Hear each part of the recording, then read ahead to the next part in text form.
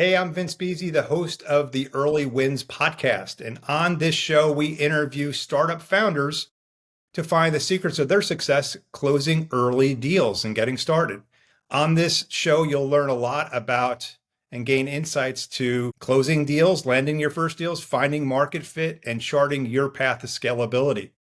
Our guest on this show today is Mark Kozaklow, the founder of Operator and the first employee at Outreach. Welcome to the show, Mark. Thanks, Vince. How you doing?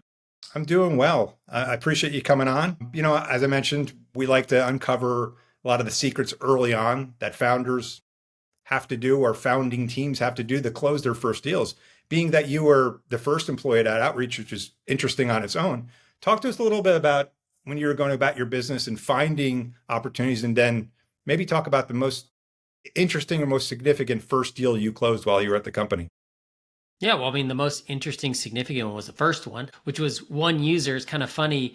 At the beginning of Outreach, Manny Medina, who was the CEO, was my quote unquote SDR. He would send me about every Sunday 1,000 leads that he would source in a file. I would put those into Outreach way back in the day when basically all we did was automated emails. And I'd wake up with dozens and dozens of meetings the next day. And then I would run those meetings, and I literally would do meetings from 7 to 8 a.m. Eastern time to 4 or 5 p.m. I go hang out with my wife and kids and do sports practices and all that, put them to bed around 10:30 p.m. And then I would do operational stuff inside of CRM, inside of Salesforce until about 2 a.m. and then did that rinse and repeat for about a year. But the first major deal we had was with a company called RJ Metrics. I think I got acquired by somebody, but RJ Metrics was a company based in Philadelphia. It was kind of like an early Tableau type of thing. And their first deal was $25,000. That was our first major deal. I remember our first deals were mostly one user at a time. Then I remember we did a couple 3 and 5 user deals, but this was our first significant deal. And listen, I think that what ended up happening is we met a early adopter, somebody that was really, really intelligent, somebody that was really trying to push the edge, break out of the mold, do something differently, knowing that different and unique is his own competitive advantage. And when he saw what we could do, he had been trying to do something like that manually inside of his own company. Our technology automated all of that, and they were an awesome customer for 2 or 3 years until they. And remind us, what year is this we're talking about? This is 2015. So at that point, there was a lot of competition, right? You had pretty stiff competition by that point, didn't you?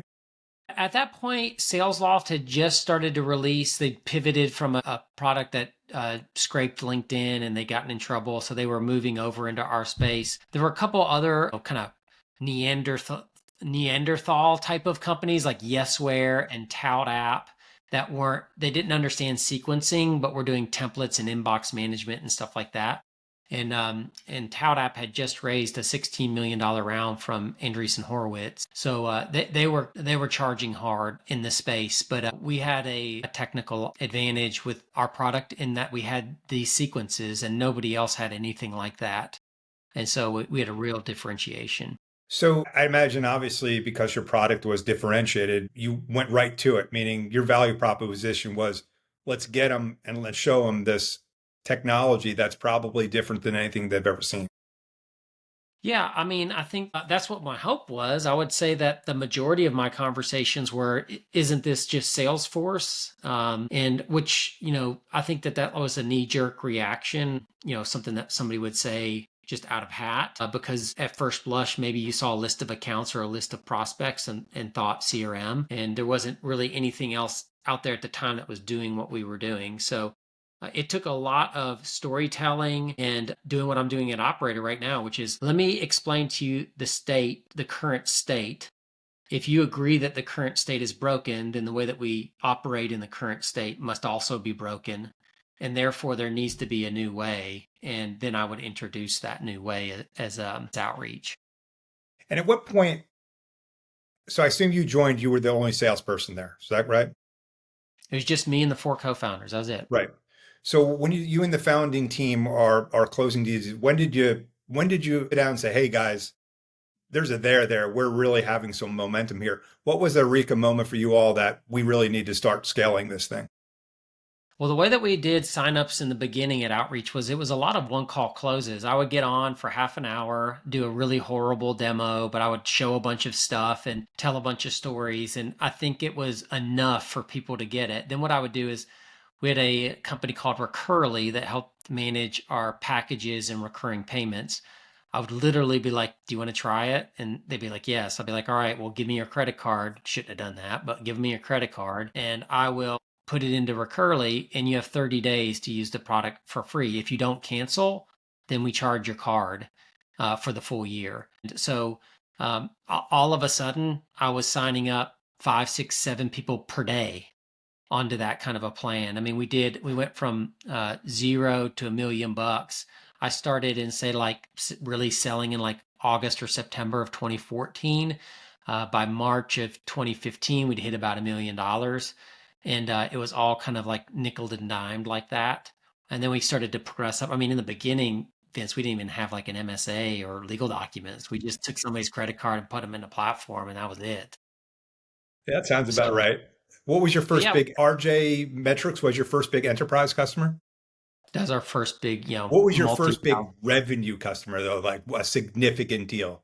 This is probably fast forwarding a little bit, but who was that and how big was that deal? I don't even remember, man. We had three very early important deals. One was with AdRoll. They had a very discriminating RevOps person that helped us a ton with like what we needed to build in the platform to be ready for bigger companies.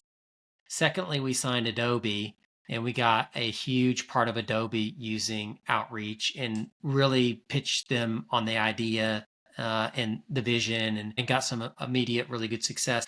The last big one was CenturyLink. We signed a $1 million deal with them that really helped us start to scale. And I think CenturyLink happened in maybe 2016.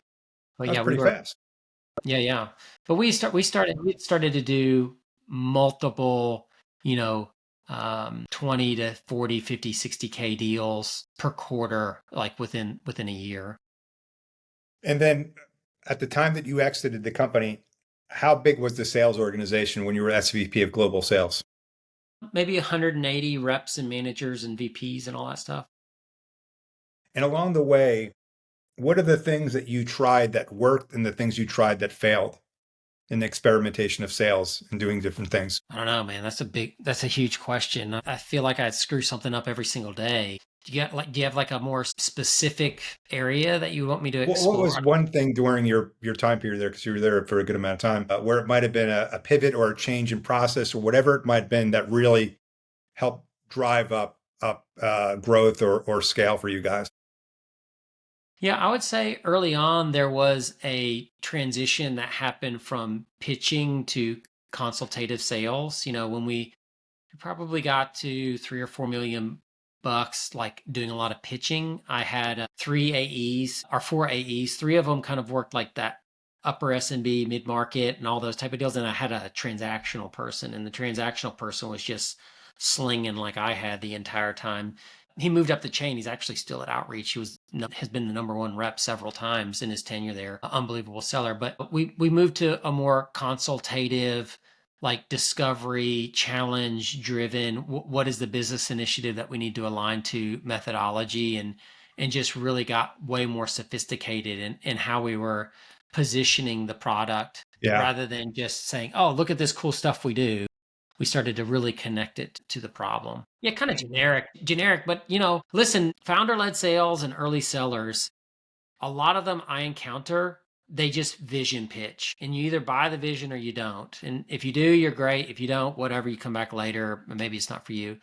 But at some point you have to turn the corner to a more traditional consultative sales motion. And if you don't make that transition, then you're going to wonder why, as a founder, nobody else can sell it like you. oh And that's jeez. because a founder can say and sell things in a way because they have a lot more knowledge than the first sellers do. And so it's just you can't replicate that, and you I don't think want to really. that was an excellent response to the last question I was going to ask you, which is what's one piece of advice you'd give to a founder who's selling today? But that transition I think really resonates with anyone that's doing founder led sales today. It's like you're right. founder power, right? You can go out there and sell just about anything with your vision and passion. But at some point, that doesn't work. And it certainly doesn't work for the sales organization for sure, right?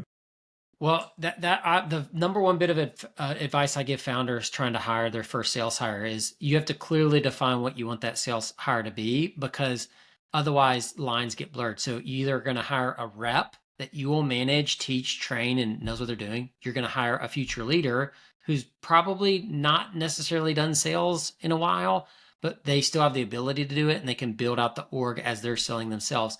And then lastly is you want like a GTM co-founder, somebody that's all up in the business. And for me, Manny was very clear on what my role was at Outreach. I was the leader. Now I'm lucky I can sell very well too. And my job was to come in and get some initial traction. And then he gave me the VP of sales job. And then I ran sales up to about 230 million bucks with that org. And really I wasn't in the investor meetings a lot. I wasn't in product meetings a lot. My job was to be the sales and revenue leader. Of course, I was giving feedback and there was crosstalk and all that stuff, but my role was really well defined. And I didn't sit there and was like, why am I not at this board meeting? I never thought about that because my job wasn't to go to board meetings. My job was to create revenue. Well, it's great you had a founder who was very clear on that, right? Because sometimes when that's that clear, someone gets upset by not being invited to one of those That's meetings, right. right? That's right. Hey, Mark, let's leave it there, man. I think this is extremely informative for our audience. And I want to again thank you for coming on Early Wins. Happy to help, man.